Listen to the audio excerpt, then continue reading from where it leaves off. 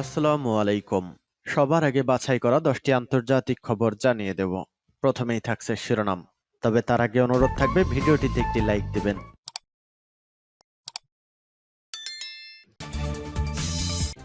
জানিয়ে দিব হাতে থাকা সর্বশেষ আপডেট আন্তর্জাতিক সংবাদ। প্রথমেই সংবাদ শিরোনাম। গোপনে পারমাণবিক ক্ষেপণাস্ত্র বানাচ্ছে ইরান, নিশানায় পশ্চিমারা। এরপর জানিয়ে দিব আহমেদ আল শারার তুরস্ক সফর, যে কথা হলো এরদোয়ানের সাথে। এদিকে বহুবন্দীকে মুক্তির নির্দেশ দিলেন ইরানের সর্বোচ্চ নেতা। এরপর জানিয়ে দিব সিরিয়া থেকে সব সেনা সরিয়ে নিতে পারে যুক্তরাষ্ট্র। আরও জানিয়ে দিব ট্রাম্পের ঘোষণার পর সীমান্তে ন্যাশনাল গার্ড পাঠালো মেক্সিকো। সর্বশেষ জানিয়ে দিব কলকাতা বিমানবন্দরে আগুন। এতক্ষণ শুনছিলেন সংবাদ শিরোনাম, এবারে বিস্তারিত। তবে অনুরোধ থাকবে ভিডিওটিতে একটি লাইক করবেন এবং কমেন্ট করে জানিয়ে দিবেন কোন জেলা থেকে আপনি আমাদের এই ভিডিওটি দেখছেন। গোপনে পারমাণবিক ক্ষেপণাস্ত্র বানাচ্ছে ইরান, নিশানায় পশ্চিমারা। সামরিক খাতে নজর বাড়িয়েছে মধ্যপ্রাচ্যের দেশ ইরান। দেশটি একের পর এক তাদের সামরিক খাতের উন্নয়নে নানা পদক্ষেপ নিচ্ছে। এবার গোপনে তারা পারমাণবিক ক্ষেপণাস্ত্র বানাচ্ছে। এটি নিয়ে পশ্চিমাদেরও নিশানা করা যাবে। গত শুক্রবার 31শে জানুয়ারি টেলিগ্রাফ ইন্ডিয়ার এক প্রতিবেদনে এ তথ্য জানানো হয়েছে।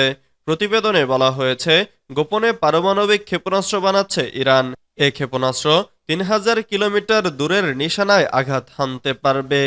এটির নকশায় সহযোগিতা করেছে উত্তর কোরিয়া।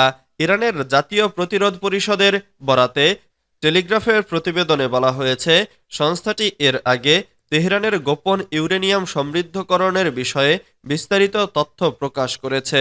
এছাড়া তারা বিপ্লবী গার্ড বাহিনীর অস্ত্র কর্মসূচি বৃদ্ধিকরণের বিষয়েও তথ্য প্রকাশ করেছে। এনসিআরআই মূলত ফ্রান্স ও আলবেনিয়া ভিত্তিক একটি অরাজনৈতিক সংগঠন। এর মূল প্রতিষ্ঠাতা মাসুদ রাজাবি ও আবুল হাসান বানিসাদর। সংগঠনের মার্কিন প্রতিনিধি সোনা শামসানি বলেন, ইরানের শাসকরা পশ্চিমাদের নমনীয়তার আড়ালে পারমাণবিক অস্ত্র কর্মসূচি এগিয়ে নিচ্ছে। এটি বৈশ্বিক শান্তি ও স্থিতিশীলতার জন্য হুমকিস্বরূপ। তিনি বলেন, তেহরান আজকের মতো এত দুর্বল আর অসহায় কখনো ছিল না। এজন্য দেশের শাসকরা দ্রুতই পারমাণবিক অস্ত্রের উন্নয়ন ঘটাচ্ছে। অভ্যন্তরীণ হত্যাকাণ্ড, আঞ্চলিক অস্থিতিশীলতা এবং পারমাণবিক অস্ত্রের প্রসারে ইরানকে অস্থায়ী করার সময় এখন। প্রতিবেদনে বলা হয়েছে, শাহরুদ শহর থেকে ৩৫ কিলোমিটার দূরে ক্ষেপণাস্ত্র নির্মাণ কেন্দ্রের কাজ চলছে। Organisation for advanced defence research এবং আইআরজিসির মহাকাশ বাহিনীর বিশেষজ্ঞরা এ গবেষণা চালিয়ে যাচ্ছেন। সেখানে পারমাণবিক শক্তি সম্পন্ন ওয়ারহেড তৈরির কাজ চলছে। এটি জ্বালানি সম্পন্ন গাম 100 নামের একটি রকেটে যুক্ত করা হবে। ফলে তা 3000 কিলোমিটার লক্ষ্যবস্তুতে আঘাত হানতে সক্ষম। আহমেদ আল শারার তুরস্ক সফর, যে কথা হলো এরদোয়ানের সাথে।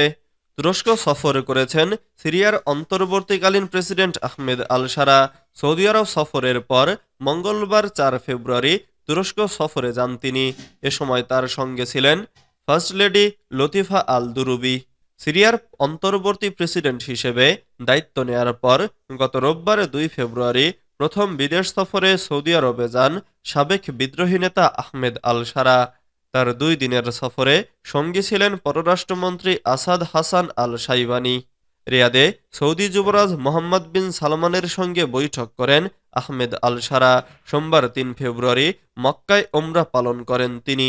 সৌদি সফর থেকে ফিরে মঙ্গলবার তুরস্কে যান সিরিয়ার প্রেসিডেন্ট। এই সফরে তার সঙ্গী ছিলেন স্ত্রী লতিফা আল দুরুবি। এদিন তুরস্কের রাজধানী আঙ্কারায় প্রেসিডেন্সিয়াল কমপ্লেক্সে প্রেসিডেন্ট রিসেপ তাইব এরদোয়ান ও সিরিয়ার প্রেসিডেন্ট আহমেদ আল শারা বৈঠক করেন।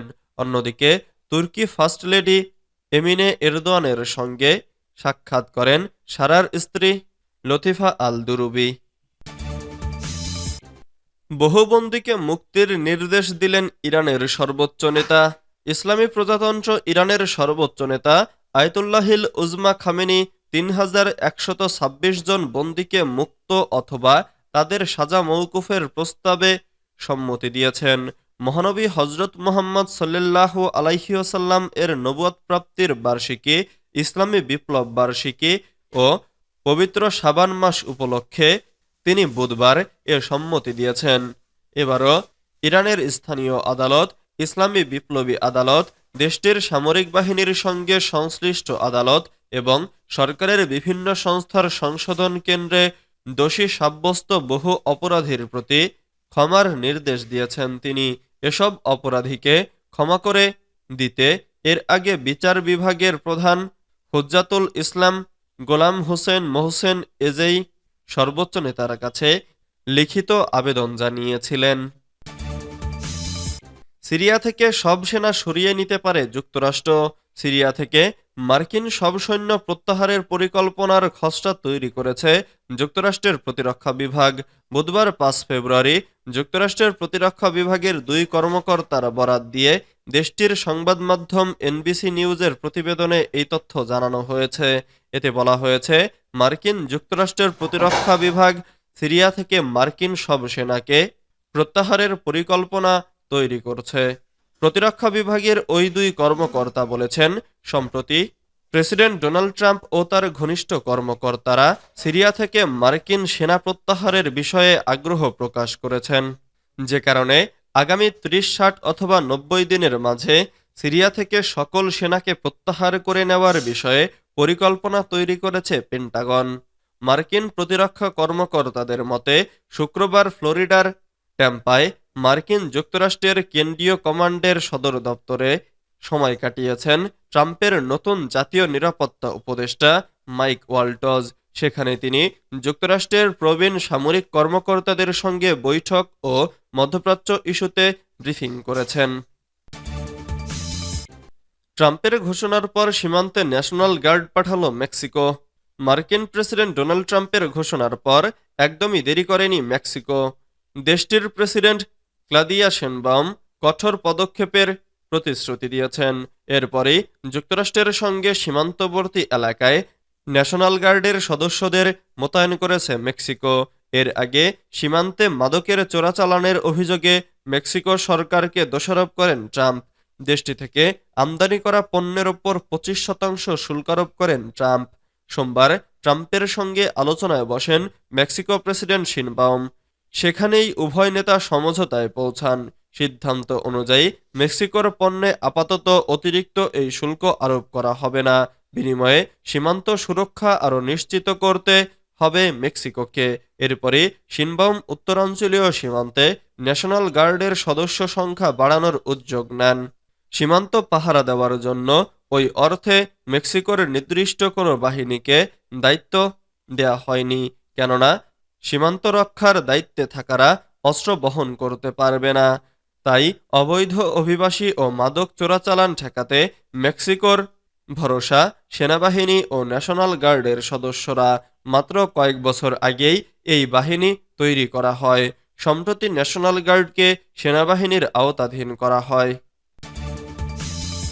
কলকাতা বিমানবন্দরে আগুন। ভারতের পশ্চিমবঙ্গ রাজ্যের কলকাতার নেতাজি সুভাষচন্দ্র বসু আন্তর্জাতিক বিমানবন্দরে অগ্নিকাণ্ডের ঘটনা ঘটেছে। স্থানীয় সময় বুধবার সকালের দিকে বিমানবন্দরের একটি অংশে নির্মাণ কাজ চলাকালীন এই অগ্নিকাণ্ড ঘটে। ভারতের ইংরেজি দৈনিক টেলিগ্রাফ ইন্ডিয়ার এক প্রতিবেদনে এই তথ্য জানানো হয়েছে। তবে অগ্নিকাণ্ডে তাৎক্ষণিকভাবে হতাহতের কোনো খবর পাওয়া যায়নি। বিমানবন্দরের একাধিক সূত্রের বরাত দিয়ে টেলিগ্রাফ ইন্ডিয়া বলেছে, নেতাজি সুভাষচন্দ্র বসু আন্তর্জাতিক বিমানবন্দরের কনভয়ের বেল্টের কাছে অগ্নিকাণ্ড ঘটেছে। সেখানে নির্মাণ শ্রমিকরা ঝালাইয়ের কাজ করছিলেন। এমন সময় ফুলকি থেকে আগুন ধরে যায়। এই ঘটনায় বিমানবন্দরে ব্যাপক আতঙ্ক ছড়িয়ে পড়ে। তবে নির্মাণ শ্রমিকদের কয়েক মিনিটের চেষ্টায় আগুন নিয়ন্ত্রণে এসেছে। পশ্চিমবঙ্গের বাংলা দৈনিক আনন্দবাজারের প্রতিবেদনে বলা হয়েছে, ঝালাইয়ের কাজ চলাকালীন বিমানবন্দরের একটি ফ্লেক্সে আগুন ধরে যায়। এই আগুন বিমানবন্দরের কিছু অংশে ছড়িয়ে পড়ে। এ সময় টেলিফোনে দমকল বাহিনীকে আগুনের ঘটনা জানানো হয়। যদিও দমকলের ইঞ্জিন আসার আগেই আগুন নিয়ন্ত্রণে আনেন বিমানবন্দরের কর্মীরা।